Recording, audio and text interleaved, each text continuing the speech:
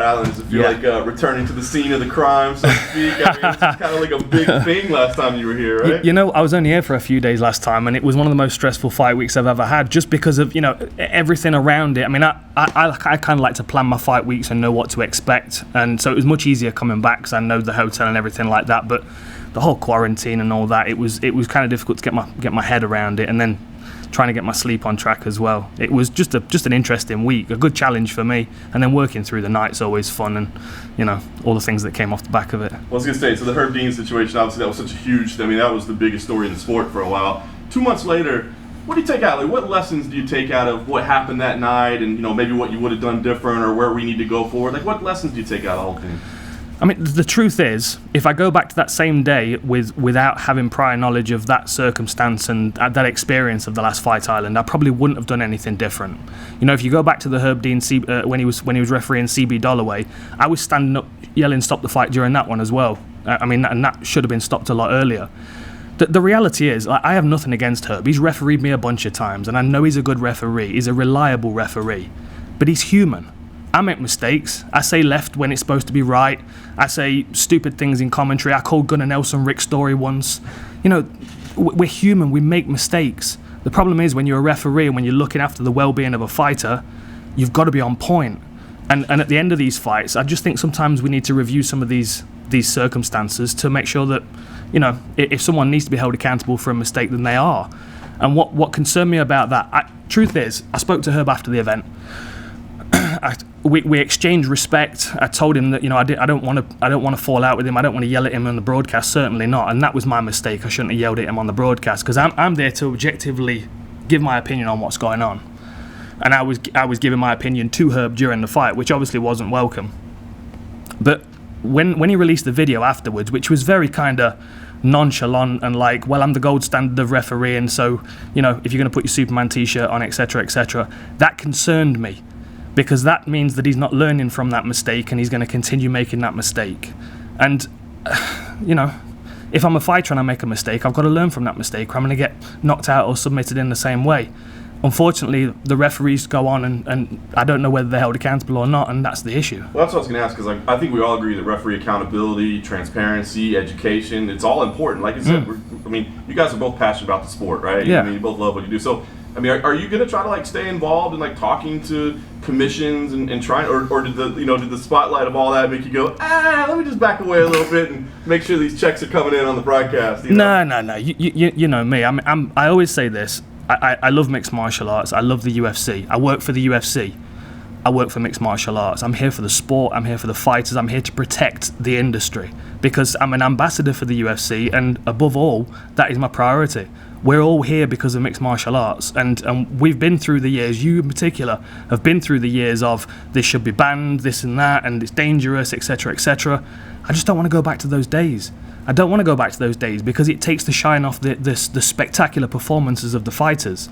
I don't want the story out of the last Fight Island to be me yelling at Herb Dean. I want it to be the fantastic win that Francisco Trinaldo got over Jai Herbert, or many of the other performances that we got on that night. I'm not here to fall out with people. Not now. Now I'm not a fighter as much anymore. I'm not here to fall out with officials or anything like that. I'm not. But my opinion still stands. If a mistake's made, we need to hold these refs accountable. Very good. Talk about great performances. UFC 253, Israel Adesanya, fantastic victory. But give us your analysis on it, because I think everybody coming out of that is trying to figure out, did Adesanya just look that good, or did Costa have a bad night or a bad game plan? What did you take after watching that fight? I'd be interested to know what Costa's game plan is. I think it'd be difficult to kind of get inside that camp and find out, because obviously they're going to plan on a rematch. They don't want to give anything away.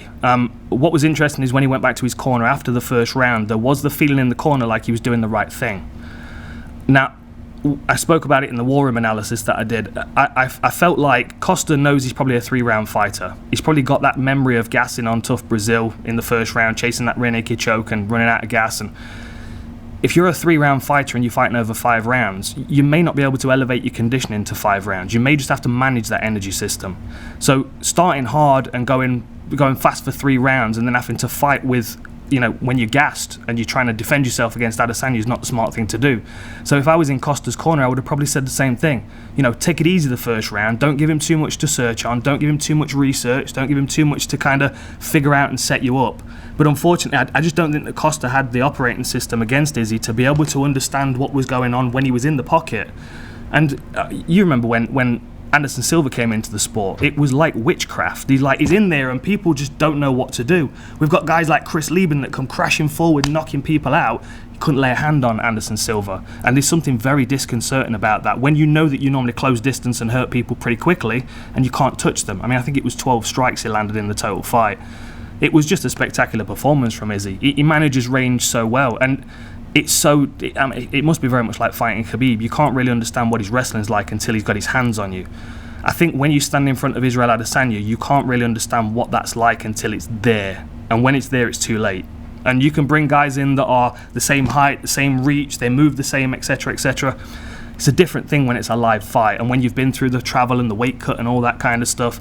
I'd be interested to know more about Costa from his side without the animosity between the two, but I think he's going to hold those cards close to his chest. Yeah, makes sense. So let's go to the main event this week. Holm, Irene Aldana, see a big fight in that division, former champ, top contender. When you're breaking this fight down, what's standing out to you most? Like, what's going to dictate what ends up happening here?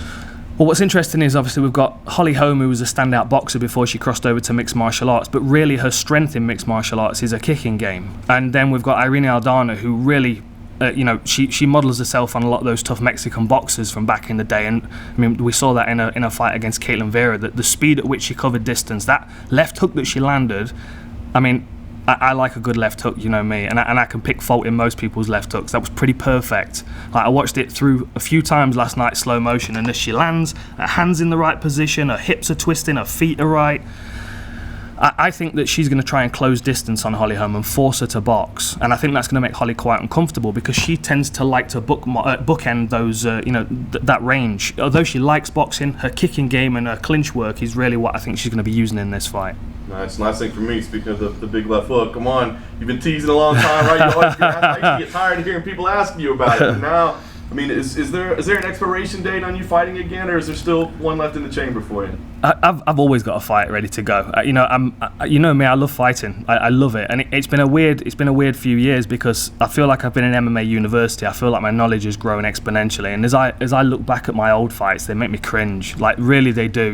Even the good performances, I'm like, I was reckless, I was slow, I was aggressive, I was overconfident, my ego was out of control at times. The Condit fight, I ran onto his left hook, and that was my fault, purely my fault. But the good thing is I've learned from all of those lessons, and yeah, I'm a bit older now, but when we're seeing guys like Cowboy and Sanchez in there still, and they're old as well, and they've taken some beatings over the last few years, and I haven't. My grey matter's solid, and I'm healthy, I've not drank for 22 years, you know what I mean? I just don't feel like a 38-year-old fighter because I'm not a 38-year-old fighter. I was a 32-year-old fighter and I'm a 38-year-old analyst. Stepping back in there as a 38-year-old fighter, I'm a different animal entirely. And with some of the names that are popping back up in the sport right now, there are some mouth-watering matchups out there, and I would definitely jump in with a couple of them. Are you having discussions with them at all? I haven't started yet, but this is the first time I've been back in the UFC bubble in a little while since Fight Island last time. So we'll see. There'll be some conversations this week. I've got a pen ready to sign a contract anyway. You mentioned Donald Cerrone, Diego, and even grouping Tyron Woodley into that. Dana White keeps saying he needs to have that talk with these fighters. So what do you think of when you watch their performances and you know what they can do, but then you show what they're putting out there in the octagon? I don't know what the solution is because we're always covering new ground in mixed martial arts. We're a 25-year-old sport, so the veterans in the sport, it's unusual to see guys fighting at these kind of ages. Look at Alistair Overeem and the experience that he's had. We're always going into unprecedented waters in mixed martial arts, and I think what we need to do is understand what we do with these veterans, with these high-level superheroes of the game, the likes of Diego and Cowboy and Tyron, and maybe not keeping them in the mix with all the contenders is the right thing to do. We talk maybe about masters divisions and that kind of stuff.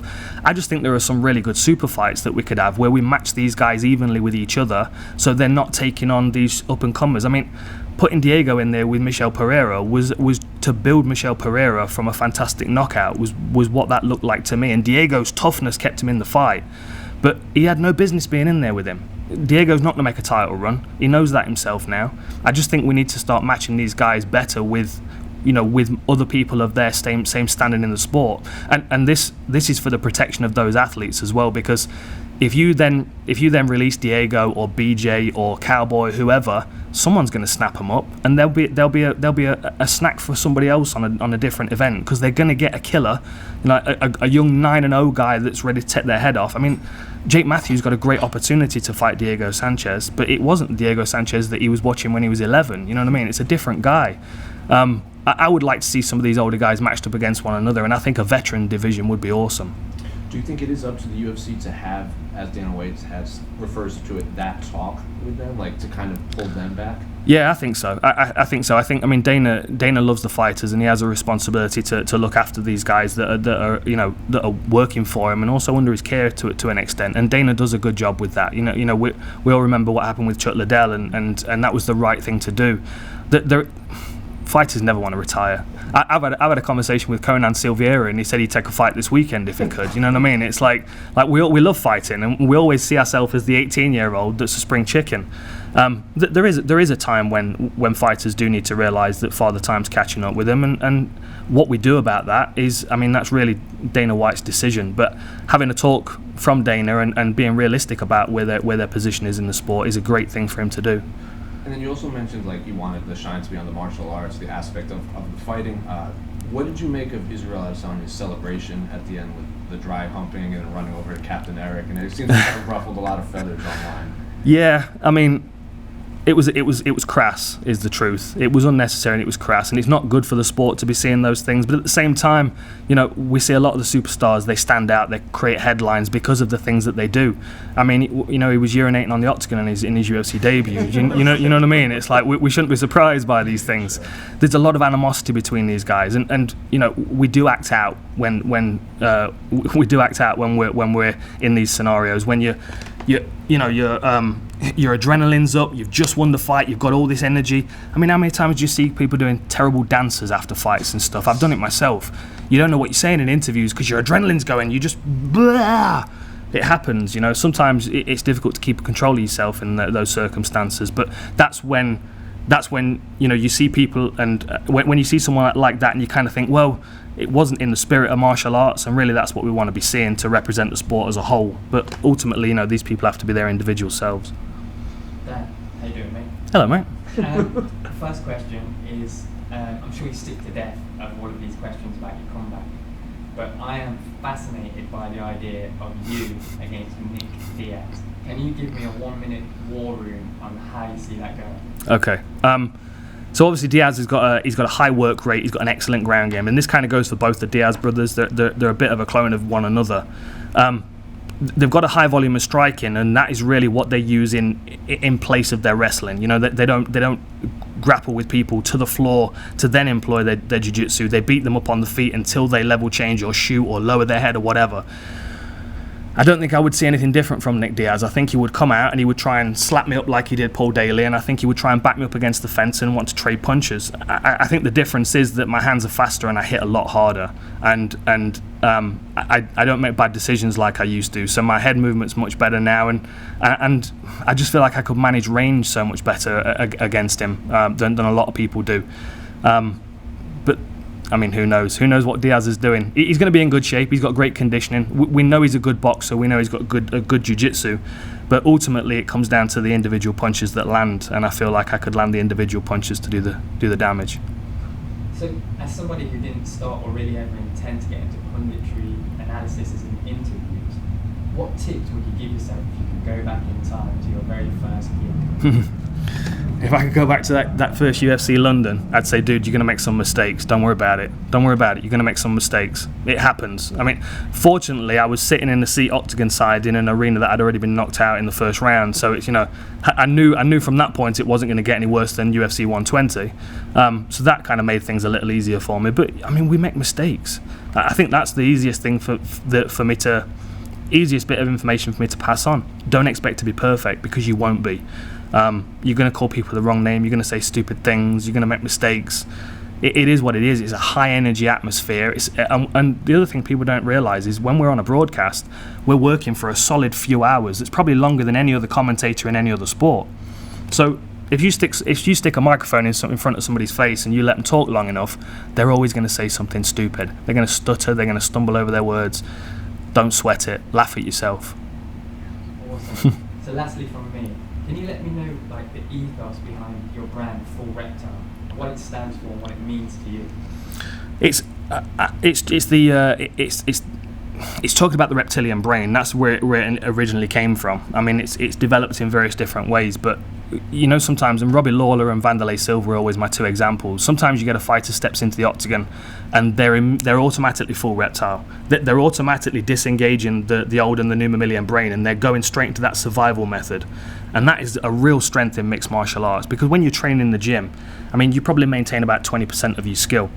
So what I think in my head is you kind of training your reptile in those circumstances, and that is what you're relying on to then react in those quick scenarios. If I've then got two different parts of my brain engaged, I've got this cross chatter which is slowing me down, and the best performances are when people are in that flow state. And I've only been there a couple of times. I mean, when Dwayne Ludwig caught with that right hand and nearly knocked me out in that fight, I realised once I clinched him and got him up against the fence that I was working on autopilot. And then I'm kind of a passenger in my reptilian brain, allowing it to work for itself. So that's kind of what the full reptile thing is, to be fully in the reptilian brain. Just one for me. I know like Conor McGregor doesn't like easy fights, but he called out Sanchez. Do you think he regrets that? Yeah, I think he might.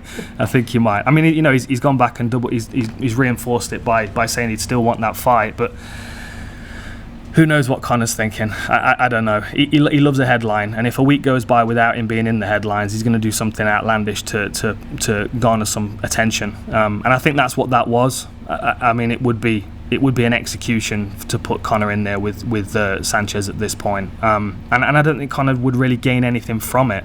You know, there are lots of other good fights out there. I mean, Poirier being one of them, but I would like to see that in mixed martial arts in the octagon, to be honest, at 155. Yeah, it was a weird thing to do, and I think when you've got that kind of stature, you've got to be really careful who you're calling out and how you're doing it, because it can really reflect badly on you. And I saw a comment from the Fight Disciples earlier today. Conor fighting Manny Pacquiao is not going to look good on Conor because everyone loves Pacquiao. You know what I mean? It's not going to be great for his brand, and he's going to have to play the heel in that one. So it's almost like he's taken on that role a little bit. I was going to say, ask you to play UFC matchmaker for Costa next. If you had to pick out these three fights, you put him against the loser of Hermanson Till, the loser of Cannonier Whitaker, or Kelvin Gastelum. I think Kelvin Gastelum's a very interesting one, because I think they occupied the same kind of ranges. I mean, Gastelum is an excellent boxer. He covers distance very quickly, puts his hands together very well. Costa does the same thing, but obviously he's a bigger, more powerful individual for this weight class. I mean, there's no way Costa would ever make welterweight, whereas obviously Gastelum wasn't, potentially could be still a welterweight. That's the one that makes the most sense to me, especially because Gastelum's kind of floating around a little bit. The Cannonier Whitaker one's going to be a fascinating fight, and I could see either of them stepping in and taking on Costa next. But ultimately, I think we need to see Costa over 5 rounds. More than anything, it doesn't really matter who he's fighting. Whenever someone's stepping into a title fight, I always want to see them step on the scales at championship weight and be booked for a 5-round fight, even if it doesn't go 5 rounds, because it changes the way you train. And I felt like a lot of the hesitation from Costa in this recent fight was because he was kind of managing his energy systems, because he didn't want to be gassed with Adesanya in there. Obviously, every time someone fights for a title and they come up short, they're sort of just disregarded almost immediately. I feel like Costa's now, he's just one of the rest. But you know, we anticipated this berserker style from him. So if you now take that style didn't work because Izzy fainted him out and he couldn't get in. So who out of the other guys I just mentioned, like Cannonier, Whitaker, Till and Hermanson, who could threaten Izzy if you had to pick one?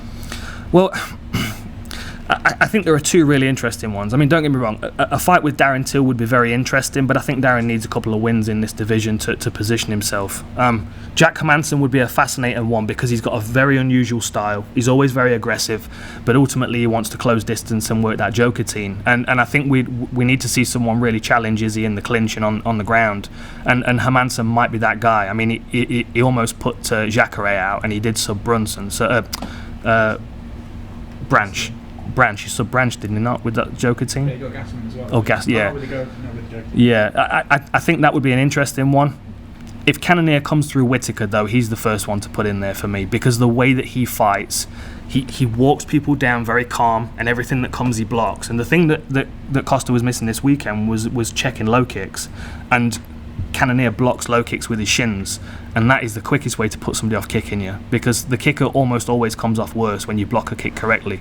I think Cannonier, he's the dark horse in this division, and the difference between him and Costa, as powerful as Costa looks, all of his wins are TKOs. He's not sparking people with one punch.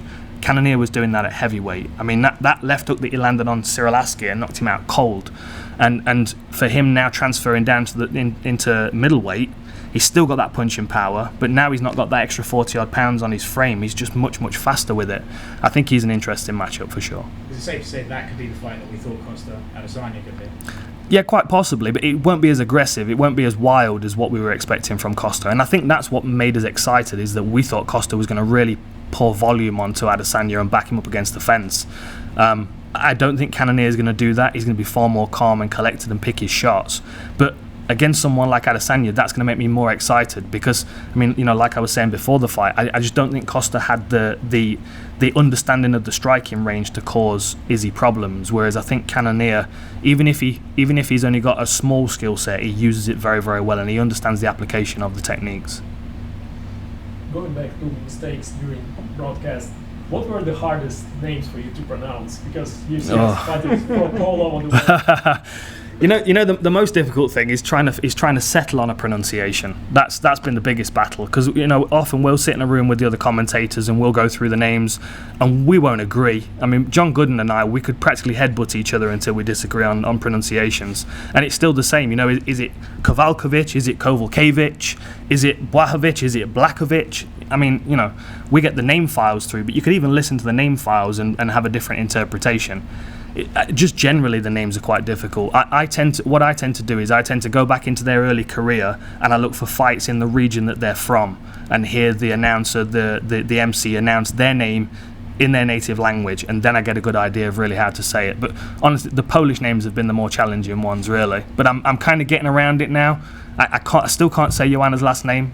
Every time I see her, I go, Jędrzejczyk, Jędrzejczyk, and she's like, nope.